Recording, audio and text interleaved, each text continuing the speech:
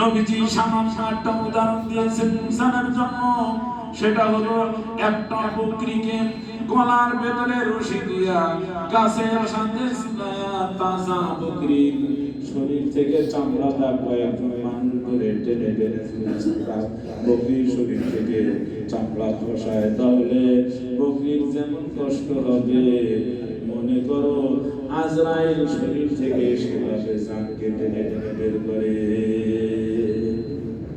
এর জন্য এটার থেকে বাঁচার জন্য কি করা লাগবে? কারো হক যেন না থাকে, অন্তত পক্ষে বান্দার হক যেন না থাকে।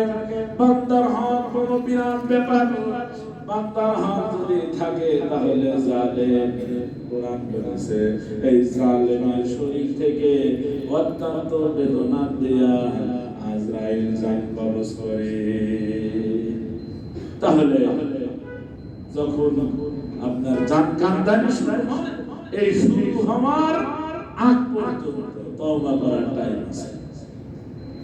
সুতরাং এখন তওবা না করলেও চলবে না।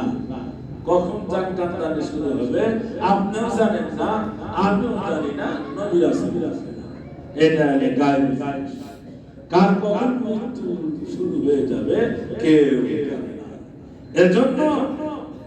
এজন্য তওবা করতে টাইম নেওয়া যাবে না। তওবা করতে টাইম নেওয়া যাবে না। আর দুই নাম্বার হলো পশ্চিম দিক থেকে যখন সূর্য উঠবে, এরপরে পৃথিবী আরো 500 বছর থাকবে, কিন্তু এই 500 বছরে কোনো নতুন ঈমানদার, নতুন কোন মুরতাদ এগুলি হবে না, যে যেমন ছিল তেমনই থাকবে। এরপরে ঈমানের কোনো মাসলা নেই। সুতরাং বছরের এই শেষ প্রান্তে আমরা এসে গেছি, এই কাজগুলো করব। পরে যারা এসেছেন তারা তো শুনেন নাই কি বলেছে আগে। তো নেক কাজ করে থাকলে দোয়া করা, নেক কাজগুলি স্মরণ করে দোয়া করা, আর অন্যায় করে থাকলে অন্যায় দুই প্রকার, একটা হলো আল্লাহর হক, বান্দার হক।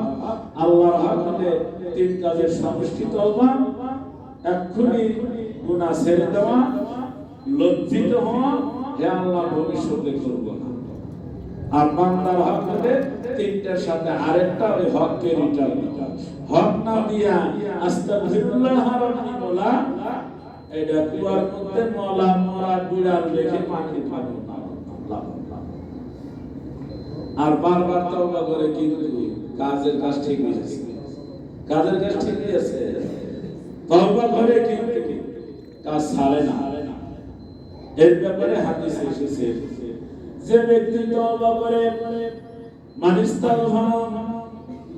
যে ব্যক্তি তওবা করে মিনাল যুনুব, গুনাহ থেকে, আল্লাহ মুকিমুন আলাইহি, কিন্তু গুনাহ ঠিকই করে যাচ্ছে, গতকাল করেছে, আজকেও করতেছে, গুনাহ ঠিকই করতেছে, তওবা ঠিকই করে, কাল মুস্তাজি বিরব্বিহি, এই লোক তার মহান সৃষ্টিকর্তা আল্লাহর সাথে মশকারি করে। তো মশকারি, যে আল্লাহর সাথে মশকারি করে, এই লোকের হেদায়েতের আর কোনো রাস্তা থাকে না। কারণ হলো সে বেয়াদব। আল্লাহর রহমত থেকে পুরোপুরি বঞ্চিত হয়ে যায়।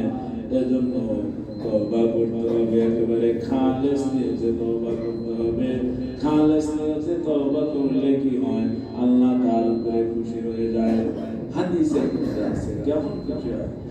নবীজি বলেন আল্লাহু আকবার বিতাওবাতিনা, আল্লাহ পাক কেমন খুশি হয়। ওই যে আমাদের মরুভূমি 1450 বছর আগে নবীজি বলেছেন, 1450 বছর আগে এখন আমাদের মরুভূমি আছে, ওইখানে যদি কেউ অন্যায় করে সৌদি আরবের পুলিশ যুবকদেরকে ধরে গাড়ি নিয়ে মরুভূমির ভেতরে ছেড়ে দিয়া গাড়ি নিয়ে চলে আসে, এটা হলো শাস্তি। এটা শাস্তি একেবারে মরুভূমি, একেবারে কোন মতে জানটা নিয়ে হাঁটতে হাঁটতে অবস্থা খারাপ, পানি নাই, কিচ্ছু নাই। 24 ঘন্টা 36 ঘন্টা হেঁটে একেবারে কাকের বাচ্চা মতো হয়ে যায়, এটা শাস্তি।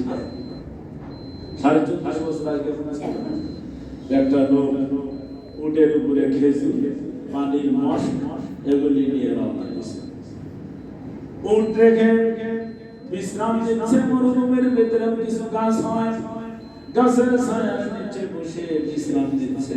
ক্লান্ত যুবক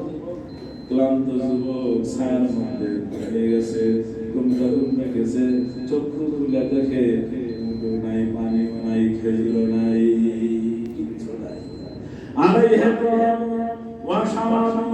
মরুভূমির ভিতরে উট না থাকা, মরুভূমির ভিতরে পানি না থাকা, খেজুর না থাকা, এর মানে হলো নিশ্চিত আপনাকে মরতে হবে। এই যুবক মারা যাবে, প্রস্তুতি নিচ্ছে, শুয়ে পড়ছে, শীতল মাথায় দিয়া চক্ষু বন্ধ করছে, দোয়া দরুদ পড়তেছে। এই বুঝি আজরাইল হাজির, এই বুঝি আজরাইল